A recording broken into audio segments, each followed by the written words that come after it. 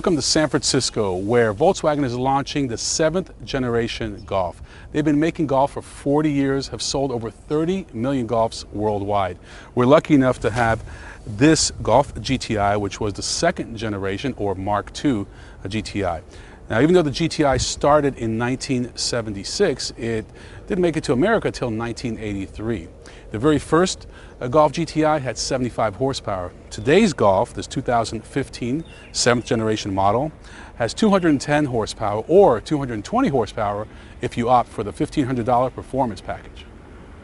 Under the hood of the all-new 2015 Golf GTI, you'll find a new version of the fabulous 2-liter direct injected turbocharged engine. The old model had 200 horsepower and 207 pound-feet of torque. This one has 210 standard horsepower, so an increase of 10, and 258 pound-feet of torque. That's where you really notice just how much more powerful this new GTI is. And if you get the performance package for $1,500, again, it gets you up to 220, which really puts this vehicle in a whole nother stratosphere.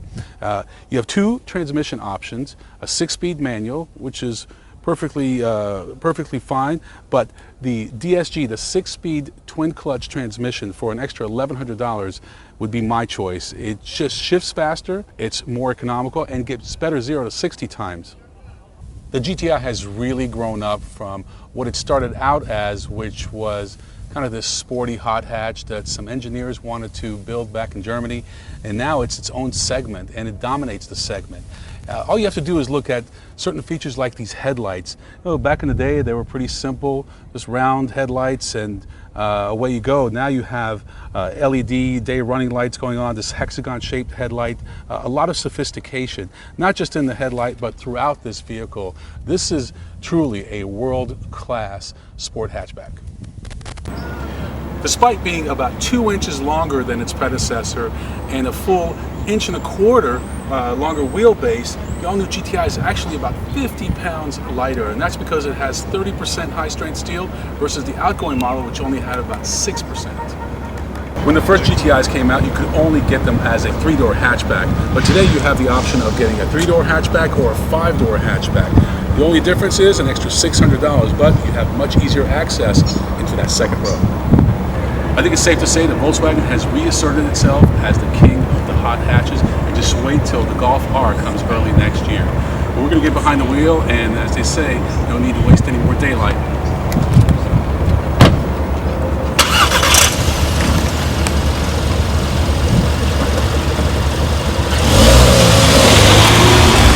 Luckily, my drive partner had to bail on the afternoon portion of the drive, so I took the long way back, allowing me even more seat time in this wonderful machine. I'm really struggling to find a better, more fun vehicle for the money.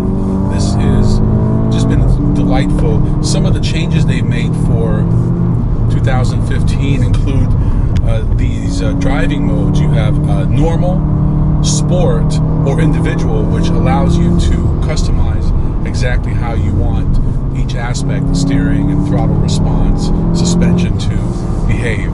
And that's something that's usually found in more expensive vehicles. It's nice that VW has been able to kind of trickle it down from their Porsche and Audi siblings into a vehicle that starts under $25,000. These seats are just terrific, although I would probably opt for the base model with the plaid cloth seats. I just think they look great, and it's kind of a throwback to the heritage of the original GTIs.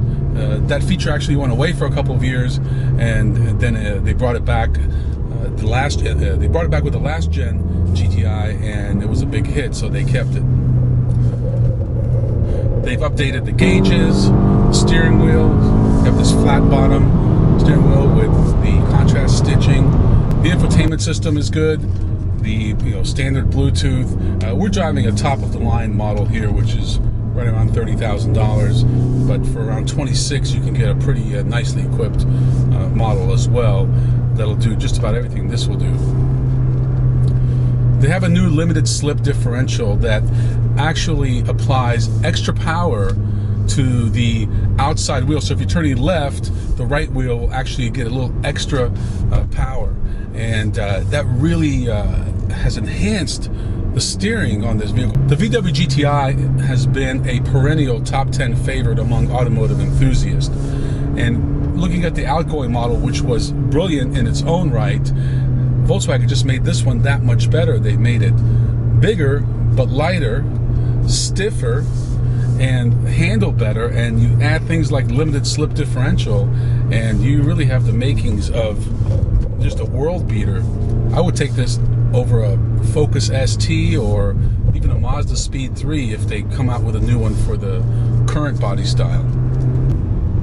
It really has been a pleasure to be one of the first to drive the 7th generation GTI. Volkswagen's done an amazing job. They really haven't cut any corners.